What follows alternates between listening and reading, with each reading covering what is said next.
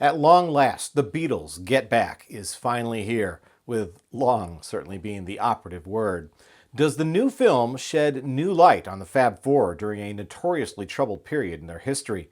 And was it worth the wait? My thoughts on Get Back are coming up next on Track by Track.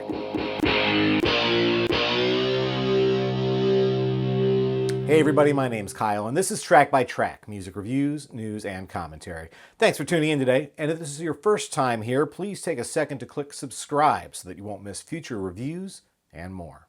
It seems apropos to describe the path to the release of the Beatles Get Back documentary as a long and winding road. Consider for a moment how the journey began. It was January 30th of 2019 when it was first announced that a new Let It Be film was being put together by Oscar-winning director of Lord of the Rings, Peter Jackson. Following the technological breakthroughs Jackson employed on his visually stunning World War I documentary, They Shall Not Grow Old, the director was approached to see if he could work similar magic on the deteriorating film footage from the 1969 Let It Be recording sessions.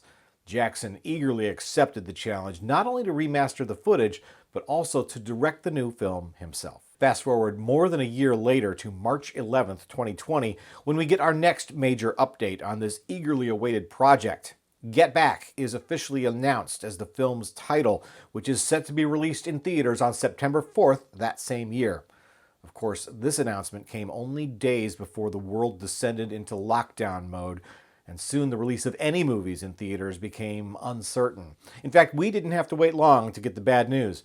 3 months later, on June 12, 2020, it was announced that Get Back was being pushed back to August 27th of 2021.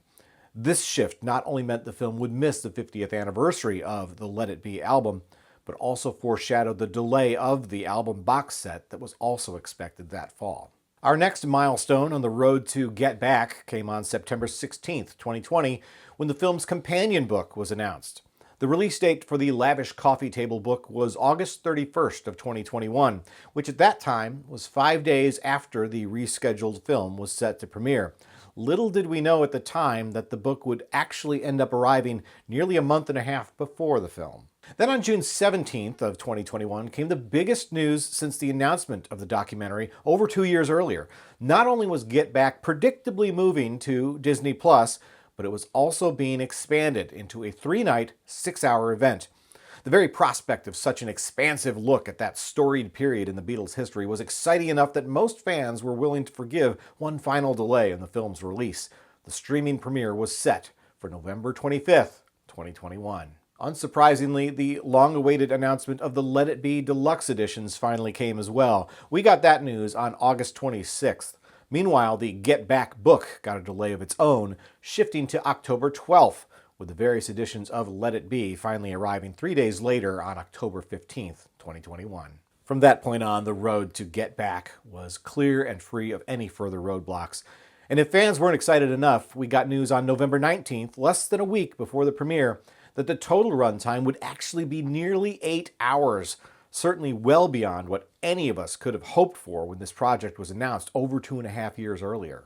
And so the day finally came, November 25th, 2021, Thanksgiving Day in America, and as expected, Peter Jackson served up a feast of nearly overwhelming abundance. Get Back is a 3-course meal, featuring the Beatles' Twickenham sessions as the appetizer, their apple jams as the entree, and finally the legendary rooftop concert as dessert. Rather than leveraging interviews, past or present, or providing any narration other than occasional on-screen text, the entire event is presented as if we were a fly on the wall. It's a concept also foreshadowed by the bonus disc from the 2003 Let It Be Naked release, literally titled Fly on the Wall, and featuring 22 minutes of Beatles studio chatter from these same sessions. What we're ultimately presented with in Get Back is as near to a real-time account of those 4 weeks in January 1969 as any documentarian short of Ken Burns could hope to present.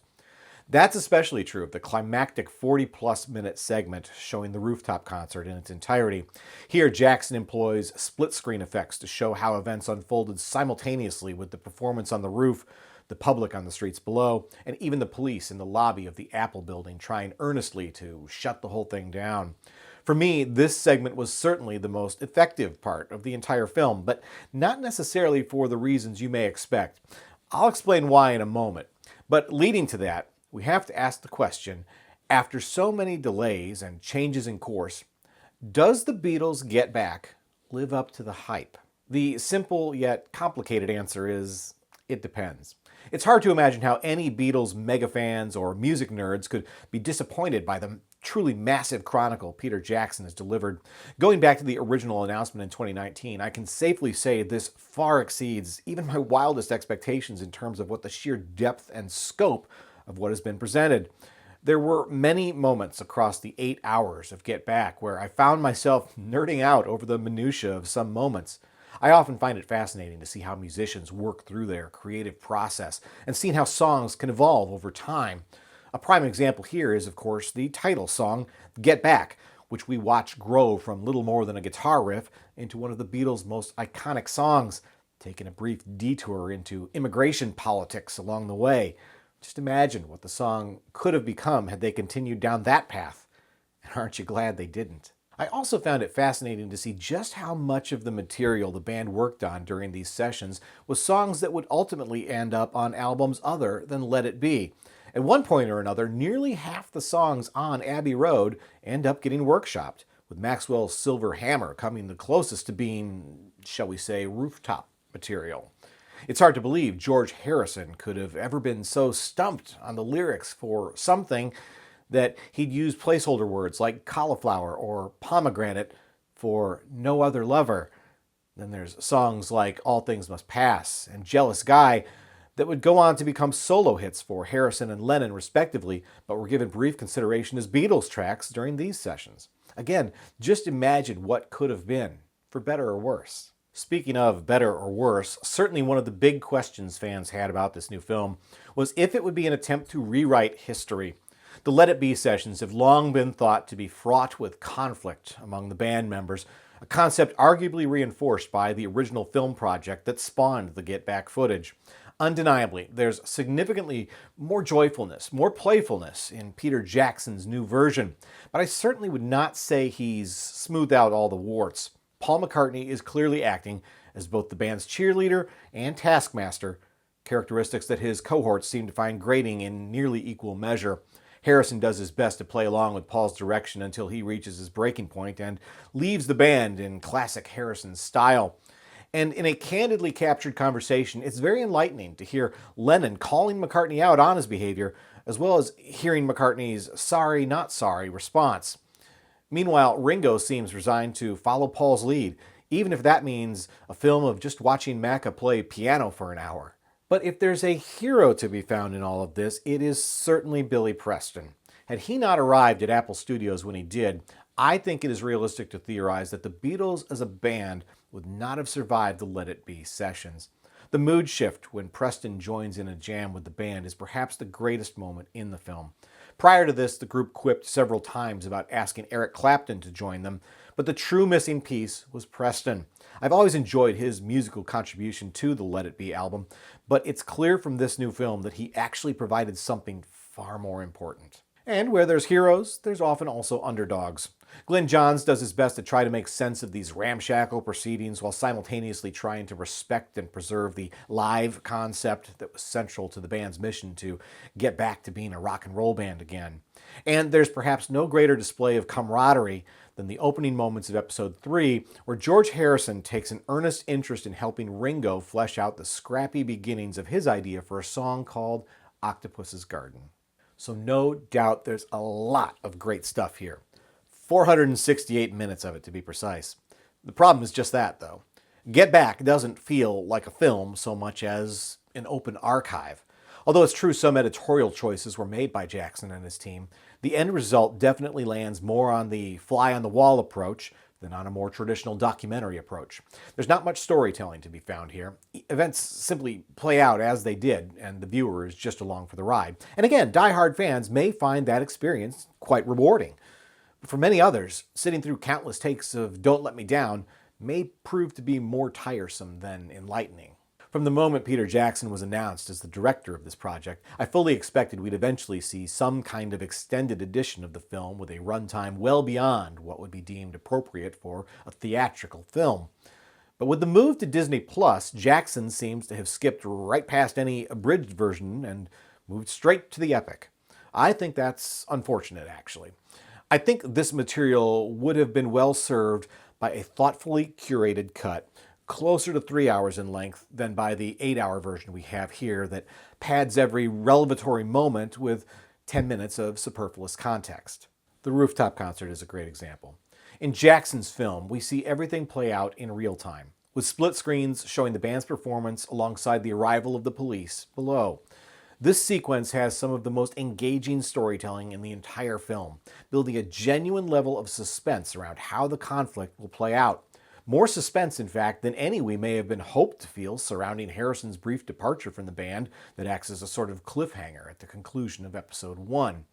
And while the historical value of seeing the rooftop performance in its entirety certainly has merit, from a storytelling perspective, there were ample opportunities in this sequence to showcase the event without including the redundancy of the set list. Just because the Beatles played Get Back 3 times on the roof doesn't mean we'll gain deeper perspectives by seeing each of them in their entirety.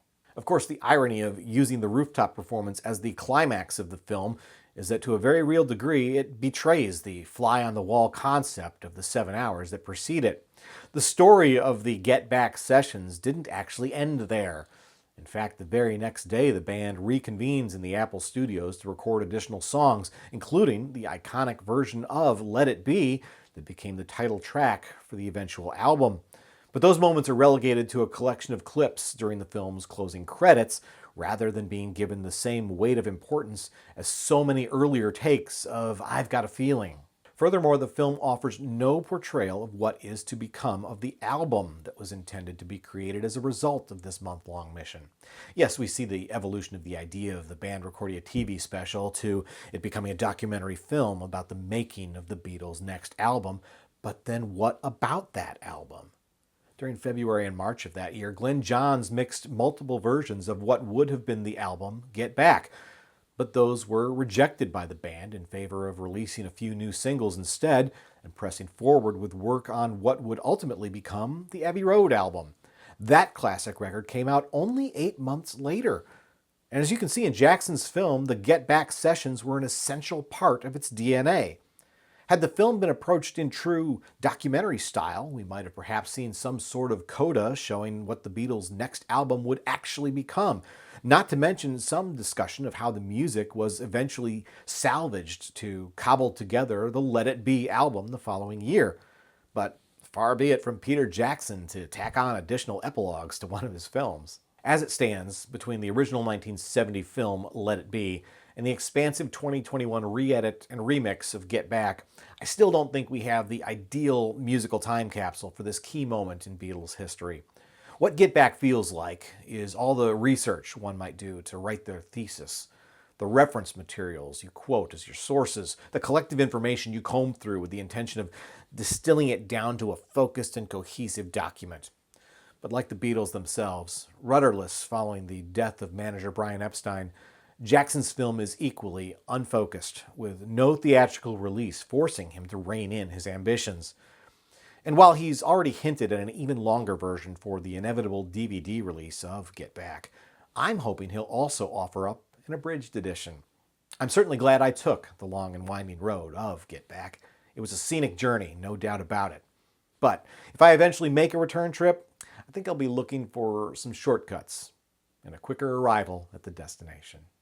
Once again, my name's Kyle, and this has been Track by Track. If you like this video, please be sure to give it a thumbs up, plus check out some of these other videos below that I think you might also enjoy. And of course, be sure to subscribe, because true music fans always want new releases the day they come out.